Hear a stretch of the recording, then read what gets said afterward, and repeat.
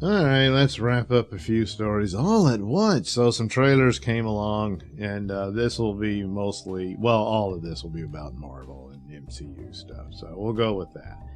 So What If came along, and I think there was only 2 episodes. The Doctor Strange episode I really liked. That one was really good. The others, some are kind of okay. Others are just, most are really stupid. There's one, and the fact that I can't remember it, but I remember liking one other one. But then again, I guess that tells you something. But the Doctor Strange one was really good. And I kind of wondered, gee, did that set up his movie? Not really. Had the movie been more like that, I think it would have been, it would have been better, but well, you saw what happened. So anyway, another season of the What If cartoon. I don't play trailers, so, but here in this this is Cosmic Book News. Here's the list of the episode titles. So you'll have, what if Nebula joined the Nova Corps? Well, she'd have one of those helmets. There you go. Well, we figured that one out. What if Peter Quill, Star-Lord, attacked Earth's mightiest heroes? So for some reason, he's going to fight the Avengers. Well, I'd say he'd lose. What if Happy Hogan saved Christmas? It would be a crappy movie, but, we're going to get it.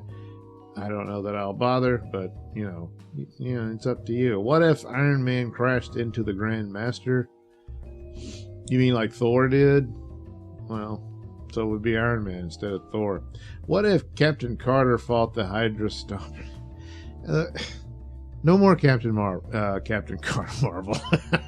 I think that is done. Maybe the cartoon version of her would be better if they'd have done that. Instead, we're going back to Peggy Carter as Captain America. You already did it. The concept's done. She got a live action cameo in Doctor Strange movie, and that's it. No more of that. You want Peggy Carter back? Do another season of her series. That one was actually pretty good. But, what if the Avengers assembled in 1602? Yeah, that's a comic book series they did a while back, just, because. What if Hela found the 10 rings? All right, that might be interesting. That might be, well, interesting. Maybe I'll watch that one. What if Kahori reshaped the world? This is the character that's brand new. She's not based on the comics or anything. I think she's a Native American and reshaped the world, so I guess she's going to become God, like all the female heroes eventually do. And I believe I saw somewhere where she teams up with Captain Carter, and so yeah, you could see where this is all going, huh? So finally, what if Strange Supreme intervened? Intervened with what? I don't know. But like I said, the Doctor Strange episode was pretty good. Maybe this will be good too. But it looks like 2 episodes here. I think the Hela one and Doctor Strange. That's about it. I don't know. Nebula and the Nova Corps. I have no idea what they'll do with that other than, well, she'll be wearing that helmet, Yeah. So, not all that excited, but again, maybe the Doctor Strange episode will be good. I don't know. The other trailer, of course, was Madam Web. And I mean, it's like, oh, Sony decided to do their Marvels. But with these Sony movies, which the big mistake is they're Spider-Man movies with no Spider-Man. It's like Batman movies with no Batman. Do you love those? No. Nobody likes them. Venom was just a fluke. And then the second one, I saw that and I'm like, oof.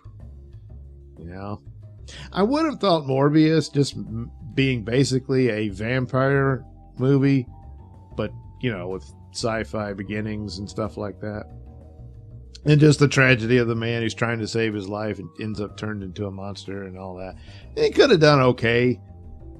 But instead they tease like there was Spider-Man involvement in it and stuff. I don't know. And then of course people don't like Jared Leto. I never really cared, but you know, what are you gonna do?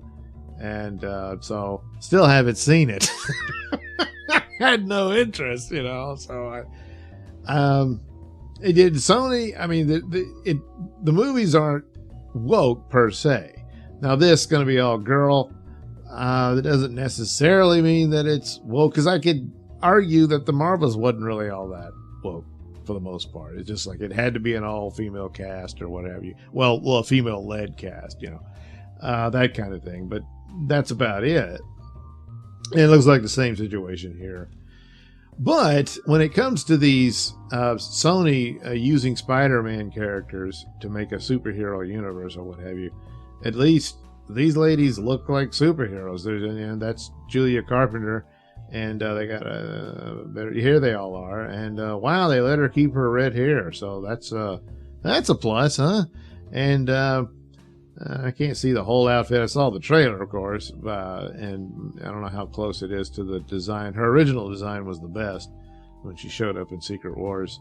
But, you know, I gotta hand it to them. These look like superhero outfits. I think this one is there's tons. I mean, of course, thanks to Spider-Verse, there's tons of Spider people, and there's quite a few Spider women and Spider girls.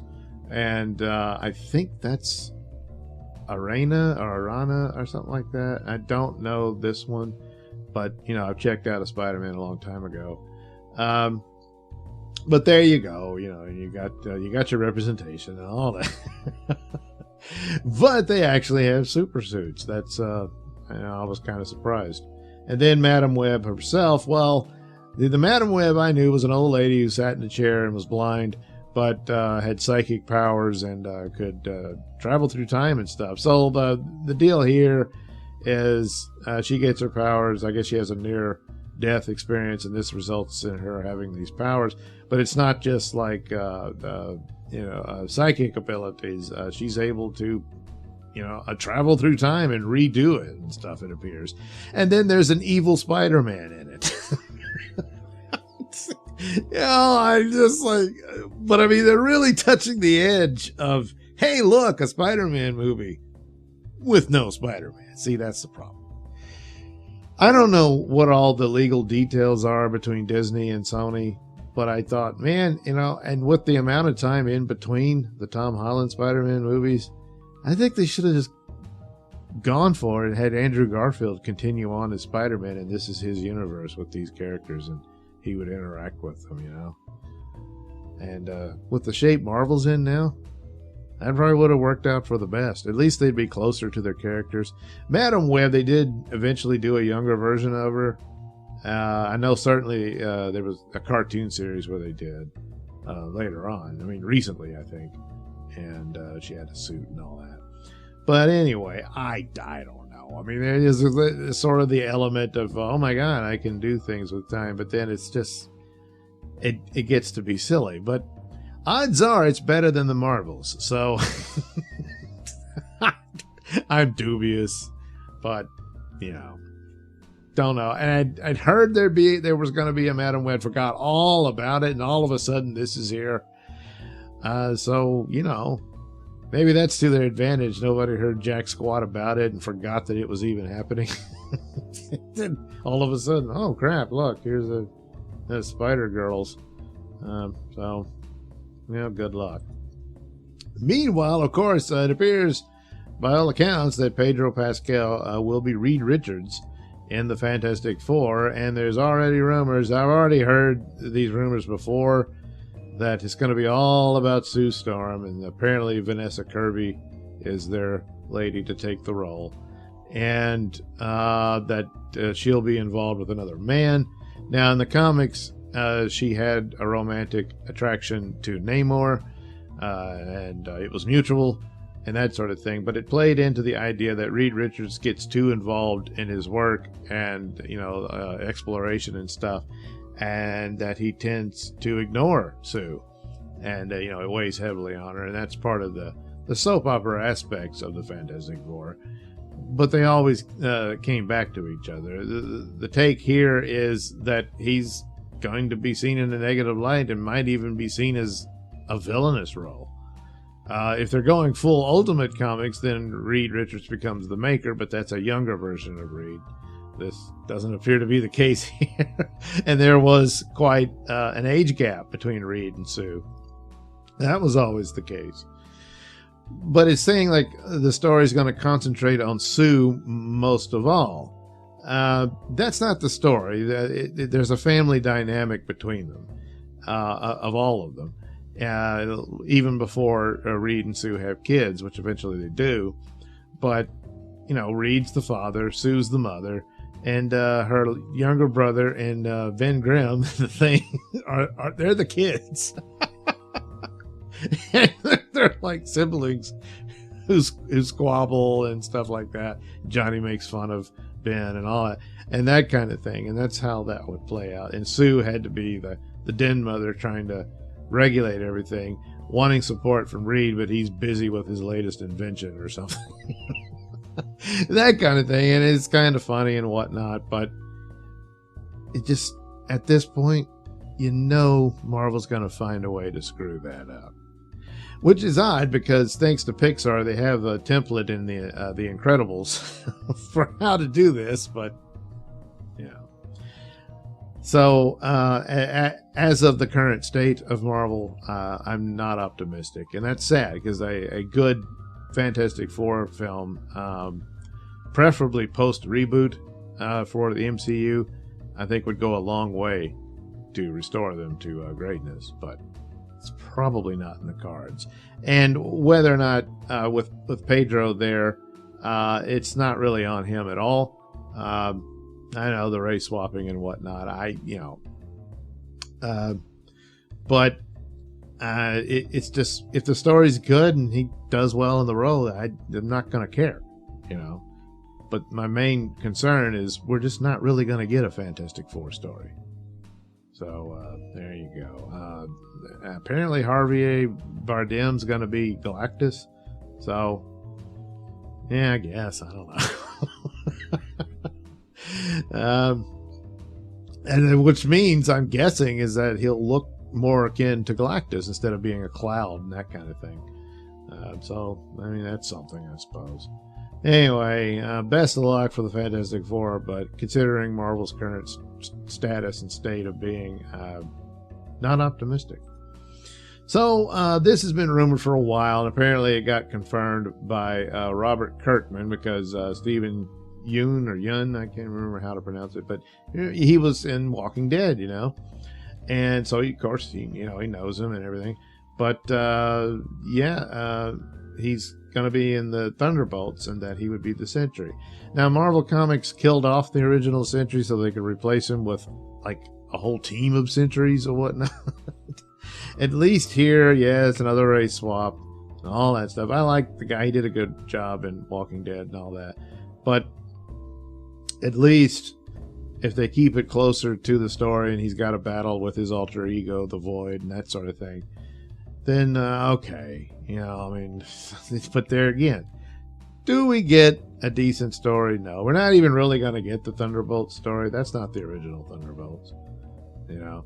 And the whole concept of it was, you know, the Thunderbolts were villains in disguise as new heroes and stuff. I doubt anything of that will be in play here. So, anywho, well, I mean, good for Steven, but again, dubious that we'll get a good movie out of Marvel these days. So that leaves Feige having to bring back Avengers Endgame writers to save MCU. Well, maybe Infinity War writers more than Endgame, because Endgame kind of wasn't as good as Infinity War. But anyway, Christopher Marcus and Stephen McFeely, Mr. McFeely, were writers behind Marvel's top-grossing films and worked with Russo brothers on Avengers Endgame and Infinity. Okay, they did Infinity War as well. Captain America Civil War, and Captain America Winter Soldier, which is easily the best MCU movie. So, all right. These guys could probably come up with something. And they should have been planning this out and writing it all along. but I suspect they command a higher pay scale, you know. So perhaps that's the deal. Would be nice if the Russo brothers were back too, but I think they've moved on. Yeah. Speaking of moving on, Wonder Man actors asked to move on. Roca says sources filled him in that actors involved with the Wonder Man series have been asked to move on. The quote from Roca: "From what I've been told, the actors have been asked to move on from the Wonder Man series. And if they were going to do it, they would be starting from scratch." So, what was that? From the Hot Mic Show, I guess? Yeah, John Roca, Hot Mic Show. Anyway, so, oh no Wonder Man, but that's too bad. There's Black Manta actor. He was cast as Wonder Man, and I mean, good Lord, he's the spitting image. You know, that thing again.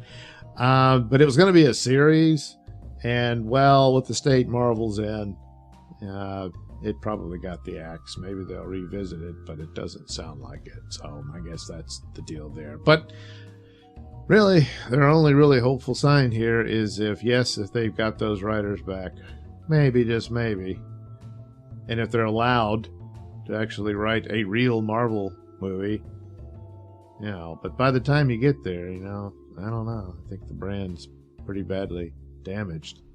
Will anyone care? You know. Anyway, for this week, that's your coming attractions for MCU.